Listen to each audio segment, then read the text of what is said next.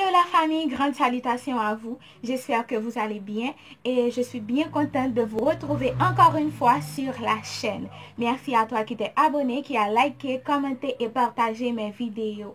Bienvenue à vous toutes et à vous tous dans la vidéo d'aujourd'hui qui est une lecture de mon premier texte lu pour cette année. Comme je l'ai annoncé, ce sera un roman de Marc Lévy, La prochaine fois. Vous êtes prêts? Le temps est une dimension remplie de particules d'énergie. Chaque espèce, chaque individu, chaque atome traverse cette dimension différemment. Je prouverai peut-être un jour que c'est le temps qui contient l'univers et non le contraire. Il y avait si longtemps que Jonathan n'avait pas croisé la route de quelqu'un de passionné qu'il se laissa volontiers entraîner par la conversation. Et la femme continua son propos. Nous avons aussi cru que la terre était plate, que c'était le soleil qui tournait autour de nous. La plupart des hommes se contentent de croire ce qu'ils voient. Un jour, nous comprendrons que le temps est un mouvement, qu'il tourne comme la terre et ne cesse de se dilater. Lorsque nous accepterons de remettre en cause les théories que nous avons inventées, nous comprendrons bien plus de choses sur la durée relative et réelle d'une vie. C'est ce que vous enseignez? Demanda Jonathan en reculant légèrement. Mais regardez donc votre tête. Vous imaginez celle de mes étudiants si je leur dispensais aujourd'hui le fruit de mes travaux? Nous avons encore bien trop peur. Nous ne sommes pas prêts. Et avec la même ignorance que celle de nos ancêtres, nous qualifions de paranormal ou d'ésotérique tout ce qui nous échappe et dérange notre savoir. Nous sommes une espèce passionnée par la recherche, mais qui a peur de découvrir. Nous répondons à nos peurs par nos croyances, un peu comme ces anciens marins qui refusaient l'idée du voyage, convaincus qu'éloignés de leur certitude, le monde s'achevait en un abîme sans fin. Mon métier a aussi ses côtés scientifiques. Le temps altère la peinture et rend bien des choses invisibles à l'œil. Vous n'avez pas idée des merveilles que nous découvrons lorsque nous restaurons une toile. La femme le saisit soudain par le bras. Elle le fixa gravement. Ses prunelles bleues semblèrent briller tout à coup. Monsieur Gartner, vous ne saisissez absolument pas la portée de mon propos, mais je ne veux pas vous assommer de mes mots. Je suis intarissable dès que l'on aborde ce sujet. Nous attendons encore nos nouveaux explorateurs, nos passagers du temps. Il suffira d'une poignée de nouveaux Magellan, Copernic et Galilée. Nous les traiterons d'hérétiques, nous rirons d'eux, mais ce sont eux qui ouvriront les routes de l'univers, eux qui rendront visibles nos âmes. C'est un propos original pour une scientifique. Science et spiritualité ne font généralement pas bon ménage. Débarrassez-vous de ces lieux communs. La croyance est une affaire de religion et la spiritualité naît de notre conscience, qui que nous soyons ou pensions être. Vous pensez vraiment qu'après la mort, nos âmes survivent? Ce qui est invisible à l'œil ne cesse pas d'exister pour autant. Elle avait parlé d'âme. Jonathan pensa à celle d'un vieux peintre russe qui l'habitait depuis un dimanche de pluie où son père l'avait emmené au musée. Dans la grande salle au plafond immense, une peinture de Vladimir Radskin l'avait saisi. L'émotion qu'il avait ressentie avait ouvert en grand les portes de son adolescence et orienté à jamais le cours de sa vie. Ce qui ne peut pas réfléchir la lumière est transparent, dit-elle, d'une voix rauque. Cela n'en existe pas moins, et nous ne pouvons plus voir la vie lorsqu'elle quitte notre corps. Je dois vous confier qu'il m'arrive souvent de ne pas la voir non plus à l'intérieur de certains d'entre nous. Elle esquissa un sourire et se tut. Mais tout meurt un jour ou l'autre, reprit Jonathan un peu gêné. Chacun de nous fait et défait son existence à son propre rythme. Nous ne vieillissons pas à cause du temps qui passe, mais en fonction de l'énergie que nous consommons et renouvelons pour partie. Vous supposez que nous sommes mus par des sortes de batteries que nous usons et rechargeons? Plus ou moins bien, oui. Si le badge qu'elle portait ne témoignait de ses qualités scientifiques, Jonathan aurait volontiers décidé qu'il avait affaire à l'une de ces marginales esselées qui hantent les chaises de bar en quête d'un voisin pour écouter leur folie. « Vous pensez qu'une âme vit plusieurs fois ?» reprit Jonathan en rapprochant son tabouret. « Certaines, oui. Quand j'étais enfant, ma grand-mère me racontait que les étoiles étaient les âmes de ceux qui montaient au ciel. La lumière d'une étoile ne met pas un certain temps à nous parvenir. C'est le temps qui l'achemine vers nous. Comprendre ce qu'est réellement le temps, c'est se donner les moyens d'un voyage dans sa dimension. Nos corps sont limités par les forces physiques qui s'opposent à eux, mais nos âmes en sont affranchies. Ce serait merveilleux d'imaginer qu'elles ne meurent jamais. Je connais celle d'un peintre. Ne soyez pas trop optimiste. La plupart des âmes finissent par s'éteindre. Nous vieillissons. Elle change de taille au fur et à mesure qu'elle mémorise. Mais qu'est-ce qu'elle mémorise? Le voyage qu'elle parcourt dans l'univers, la lumière qu'elle absorbe, le génome de la vie, c'est le message qu'elle véhicule depuis l'infiniment petit vers l'infiniment grand que tout rêve d'atteindre. Comme l'étoile de votre grand-mère, l'âme redoute sa propre dispersion.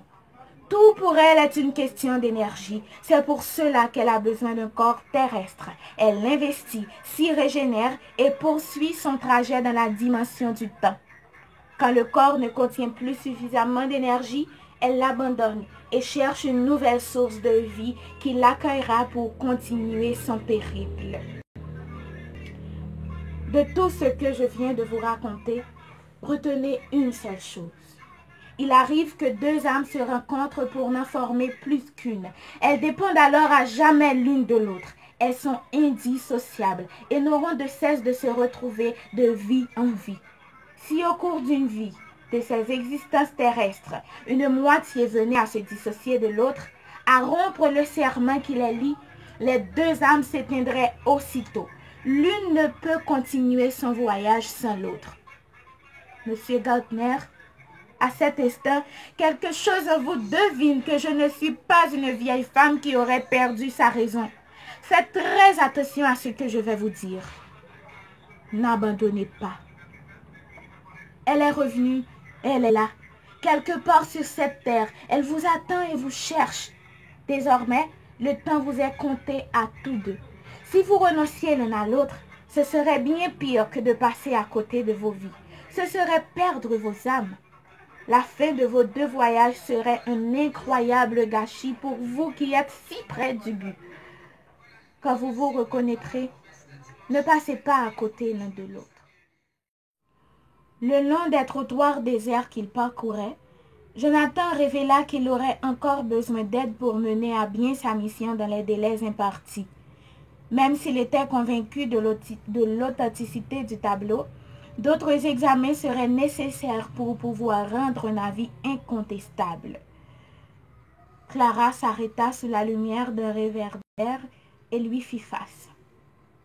Elle aurait voulu parler, trouver quelques mots justes, mais peut-être qu'à cet instant précis, le silence était encore ce qu'il y avait de plus juste entre eux. Elle inspira et reprit sa marche. Jonathan aussi resta silencieux. À quelques mètres de là, ils arriveraient tous deux devant son hôtel et se sépareraient sous l'auvent. À ce moment de la nuit, il aurait voulu prolonger à l'infini les pas qu'il leur restait à faire. Et ce faisant, dans le léger balancement de leurs bras qui longeaient leur corps, leurs deux mains se frôlèrent. Le petit doigt de Clara s'accrocha au sien et les autres s'enlacèrent. Dans la nuit londonienne, deux mains n'en formaient plus qu'une, et le vertige reprit. « Vite, vite !» murmura la voix aux oreilles de Jonathan. Devant lui, un couple fuyait, emportant à l'abri d'une couverture la dernière œuvre de Vladimir Ratkin. Quand ils eurent disparu dans ces coulisses de notre temps, le vertige s'estompa. Jonathan haïssait ce pessimisme qui le gagnait. Sa mission était devenue essentielle. En certifiant l'œuvre, Il sortirait Peter d'une situation professionnelle délicate et consacrerait enfin Vladimir Radskin. Mais plus encore, peut-être comprendrait-il enfin quelque chose à l'étrange phénomène qui l'empêchait de prendre Clara dans ses bras sans que le monde bascule autour de lui. Sa main s'approcha lentement du visage de Clara et l'effleura sans le toucher. Les côtes américaines étaient en vue et la conversation entre les deux compères n'avait pas cessé de tout le vol, aux grandes dames des passagers autour d'eux qui n'avaient pas pu fermer l'œil du voyage. Quand l'hôtesse avait présenté les plateaux repas, Peter avait innocemment soulevé le volet de son hublot et tourné la tête vers les nuages pour éviter le regard de Jonathan. Il se retourna à la vitesse de l'éclair, prit la tartelette au chocolat sur le plateau de Jonathan et l'engouffra. Peter fixa longuement Jonathan, jusqu'à ce que celui-ci le remarque. « Qu'est-ce que tu fais ?» demanda Jonathan. « Quand j'ai récupéré tes affaires dans ta chambre, j'ai trouvé l'accusé de réception de la télécopie que tu as envoyée à Anna. Je n'aurais pas dû la lire, mais je suis tombée déçue. Alors quoi ?» interrompit Jonathan de ton sec. « Alors tu as écrit Clara au lieu d'Anna. » Je préférerais te prévenir avant que ce ne soit ta fiancée qui te le dise. Les deux amis se regardèrent complices et Peter éclata de rire. « Vraiment, je me demande, » dit-il en reprenant son souffle. « Et qu'est-ce que tu te demandes? Ce que tu fous avec moi dans cet avion. Mais je rentre chez moi. Je vais reformuler ma question et tu vas voir que même toi, tu vas comprendre. Je me demande, de quoi as-tu peur? » Jonathan réfléchit longuement avant de lui répondre. « De moi. J'ai eu peur de moi. Mais moi aussi, j'ai souvent peur de toi, mon vieux. Et ça ne m'empêche pas d'être ton meilleur ami. Fréquente-toi un peu plus souvent. Tu t'habitueras à toutes tes lubies. Tu finiras comme moi par être passionné par un vieux peintre russe dont tu te parleras à longueur de journée. Tu te verras préparer ton mariage en tirant une tête de 100 pieds. Non, je t'assure, si tu arrives à devenir ami avec toi-même, tu verras à quel point la vie est pleine de rebondissements. Tais-toi, Jonathan, mais tais-toi! Anna, nous jouons à la comédie de ce mariage depuis des mois. Je me suis accrochée tant que j'ai pu... Parce que je voulais que nous nous aimions. Je le voulais sincèrement. On ne peut pas mentir aux sentiments. Mais on peut mentir à la femme que l'on va épouser, c'est ça? Je suis venue pour te dire la vérité. À quel moment de cette vérité as-tu trouvé le courage de m'affronter, Jonathan? Hier, quand elle s'est imposée à moi. Je t'ai appelé de Londres tous les soirs, Anna. Anna prit nerveusement son sac, l'ouvrit et en sortit une pochette d'autres photos qu'elle commença à jeter une à la tête de Jonathan. Là, tu étais à la terrasse d'un café de Florence. Ici, dans un taxi, place de la Concorde. Là encore, dans un affreux manoir anglais. Et puis ici, dans un restaurant de Londres. Tu as fait tout ça dans la même journée? Tous ces mensonges ont eu lieu avant-hier? Jonathan regarda la photo de Clara tombée à ses pieds. Son cœur se serra un peu plus. Depuis quand me fais-tu suivre? Depuis que tu m'as envoyé un fax où tu m'appelles Clara. Je suppose que c'est son nom. La cérémonie durait depuis une demi-heure et le prêtre s'apprêtait à faire prononcer aux mariés leurs vœux. Il se pencha vers Anna et lui fit un sourire bienveillant. Mais elle ne le regardait pas. Les yeux emplis de larmes, elle fixait le visage de sa mère.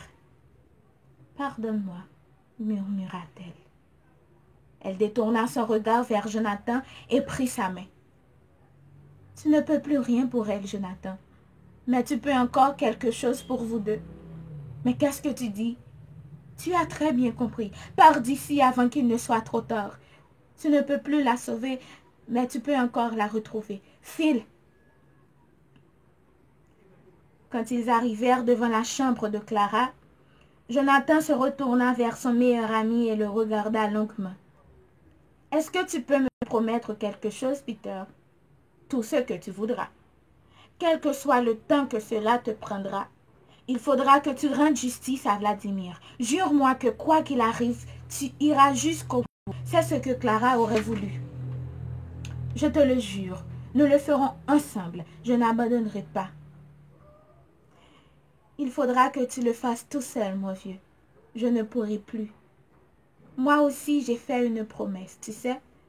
Je vais emmener Clara marcher le long des quais la prochaine fois. » La toile que vous contempliez longuement cet après-midi se nomme La jeune femme à la robe rouge. Elle a été rendue à son état original grâce au travail de restauration acharné entrepris par un commissaire-priseur américain. C'est lui qui a fait don à ce musée des 5 tableaux de Radskin qui sont exposés ici. Cette collection est d'une valeur inestimable et nous n'aurions probablement jamais pu l'acquérir de sa totalité. Mais c'est grâce à ce généreux donateur que ce grand peintre russe est revenu après bien des années dans son pays natal. En contrepartie de ce cadeau fait à notre nation, le musée de l'Ermitage s'était engagé auprès de son donateur à tenir une promesse un peu particulière.